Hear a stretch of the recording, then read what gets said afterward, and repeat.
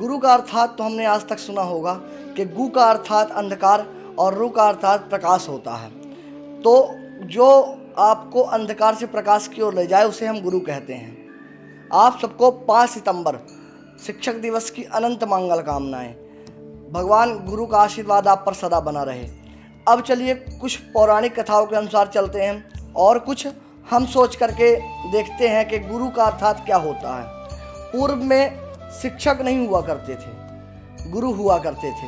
पूर्व में सर और मैम नहीं हुआ करते थे, पूर्व में गुरु जी और गुरु माता हुआ करती थी। पूर्व में ये सरदर्द नहीं हुआ करते थे। पूर्व में गुरु हमको ज्ञान की बातें सिखाया करते थे। पूर्व के गुरु और प्रेजेंट टाइम के जो शिक्षक होते हैं उनमें क्या अंतर होता है। पूर्व के गुरुओं के बारे में पौराणिक कथाएं हैं।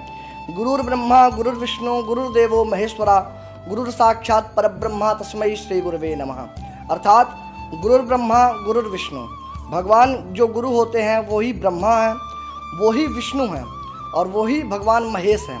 अर्थात इतनी बड़ी उपाधि कि ब्रह्मा विष्णु महेश एक व्यक्ति को बनाया गया, एक गुरु को बनाया गया।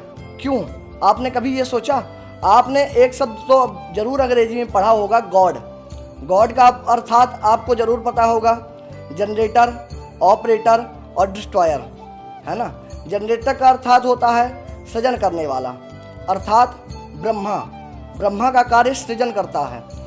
तो गुरु क्यों ब्रह्मा बना? क्योंकि गुरु ने ही उस बच्चे को सृजन किया है। गुरु ने ही उस बच्चे को सुख और दुख के बारे में बताया है।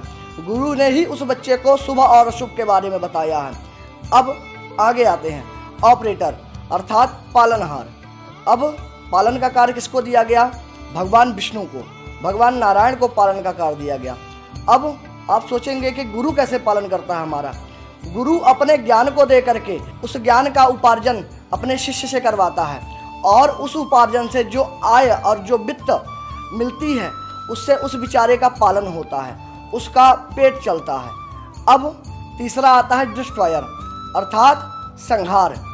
पूर्व के समय में शस्त्र और शास्त्र दोनों की विद्याओं में निपुण किया जाता था शिष्य को, और उसे ऐसा बनाया जाता था कि ये शास्त्र के साथ शस्त्र भी उठा सके, और अगर कोई इसका अनभला चाहे, देवताओं का अनभला चाहे और हम सनातन धर्मियों का अनभला चाहे, तो उसको हम क्या कर सकें? उसका संहार कर सकें। इसीलिए गुरु को ही डिस्ट्रॉयर कहा गया है।